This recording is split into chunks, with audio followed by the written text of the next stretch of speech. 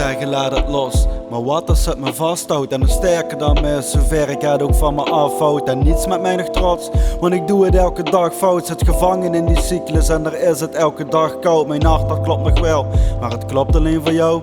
Kan van niemand anders houden, want ik hou alleen van jou. Mijn woorden laat ik spreken, mijn kracht dat ligt uit jou. Ja, jij bent heel mijn leven, mijn steen waarmee ik bouw. Zo prachtig als een vrouw, maar jou ben ik nooit zat. Al heb ik niet alle rechten en vindt niemand mij echt hard. Maar fuck dat, ik leef en ben niet platzak. Ik heb alleen geen grip en ik blijf zoeken naar dat handvat. En is er één ding wat echt niemand van mij afpakt, dan zijn het wel de fouten die ik maakte bij de aftrap. En de woorden die ik schrijf hier op mijn canvas, die zet ik op de kaart en ik creëer mijn eigen atlas. Ik ben een fantast, maar als het kon hield ik je hand vast.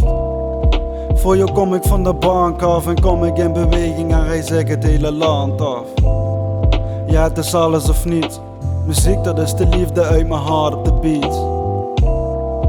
En je kan het of niet, ben uniek in al je liedjes en laat alles niet zien. Zit vaak op paardjes op de bank, een aantal van mijn maten vragen wat is aan de hand.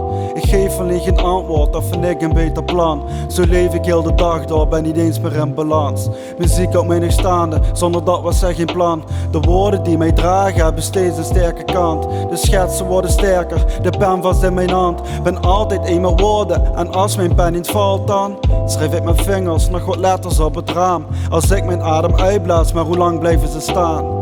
Dat is de vraag, hier de letters van je naam. En ik graveer ze in mijn harde, blijft mijn leven lang bestaan. In vrede, en met liefde ook geschreven. Mijn boodschap in een fles die in het water heeft gedreven. Wie zal de regels met een reden willen lezen en gelooft in wat ik zeg, wie geeft gehoor aan mijn gebeden? Ritch.